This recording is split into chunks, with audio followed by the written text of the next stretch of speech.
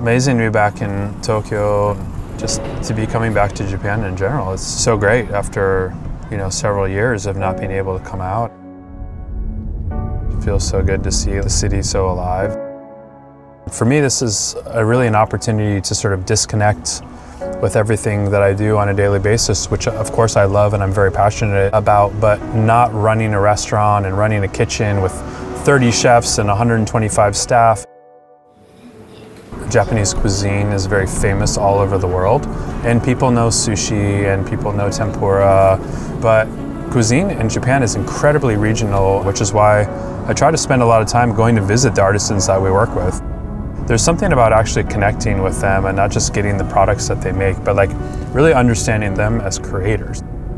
This is the Igamono shop in Ebisu, Tokyo, where the Nagatani and 8th generation master potters sell their beautiful donabe to the world. These are the daughters of the master who we lost just a few months ago. He was a big figure in my life, a big mentor, and gave me so much inspiration for not only the type of cooking I do, but the way that we welcome guests into our home.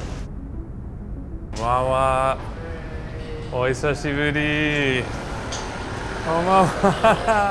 I've been very close with this family for many years, cooking with them, writing a book about them, and really just being inspired by them, not only their cooking, but really their way of life. 長谷園が最初に窯を作ったのは日本でいう江戸時代の今年191年目になります。じゃあ皆さん乾杯。会長乾杯。伊賀の土鍋は小琵琶から取れる土なので。It has all these fossils inside, and when they fire the clay, it's what makes the clay porous. ですので食材にゆっくりじっくり熱を通している間に Once it heats up, it retains the heat. So it's not just like a metal pot where it's heating from the bottom and the bottom gets hot. The whole clay body gets warm and it penetrates the heat inside. So everything's cooking from all directions. 父がいつも言ってたことは、家族って一番小さな社会だから、戦争も起こらないから、土鍋があったら世界が平和になる。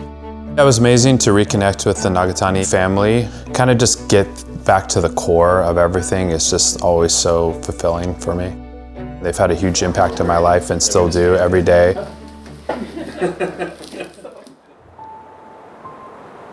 I've been coming to Japan and the Japanese Alps, so all the way around Nagano, Hakuba, since I was pretty young. The snowboarding community here in Japan is such a niche, rad community. Night session. These guys are riding actual snowboards, but are shaped super surf oriented. And to ride these boards, you have to really slow down your body language. You become one with the board. So it's just such a cool thing to witness, and right away you're like, maybe I'm riding too fast, maybe I'm just charging at this jump, maybe I should slow it down a little bit and really enjoy the moment and enjoy the turn and kind of think about how I'm moving.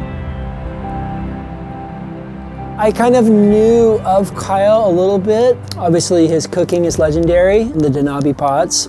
Kyle and I both have an incredible connection and passion for Japan through snowboarding, through cooking, through eating. Hakuba was that spot that we decided would be like the ideal location. And with Kyle's cooking in the evening and my snowboarding in the day, it was the perfect mashup. We're outside Hakuba at one of the kind of the smaller zones. Figured we'd kind of stick to the local spots and do what the locals do. We're gonna shred one of these smaller zones. We heard the snow's good and we're feeling it.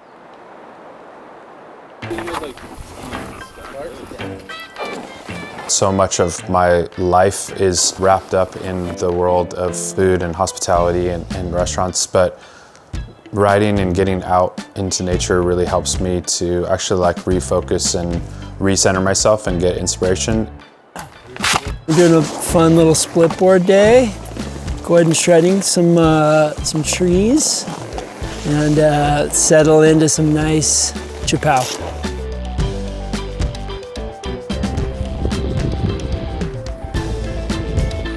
is my first time coming to Hakuba, so it was so amazing to come to a brand new part of Japan and experience something completely different.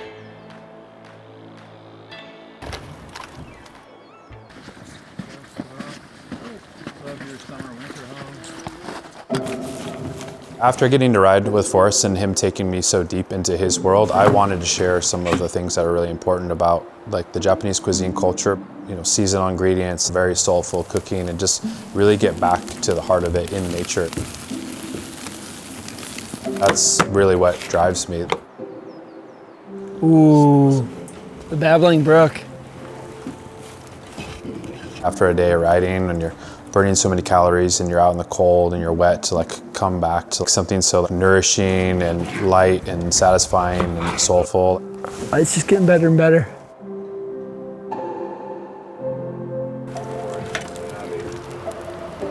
So that's why I wanted to make the roast duck and all the wild mushrooms and all the seasonal vegetables.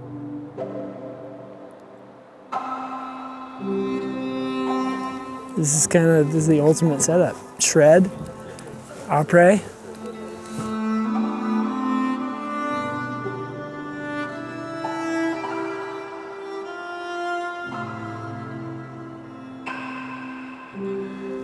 I get to cook a lot of rad stuff in places, but this is up there.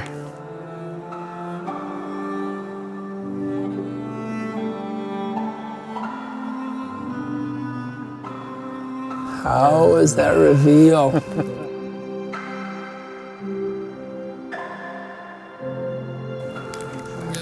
The goods in there.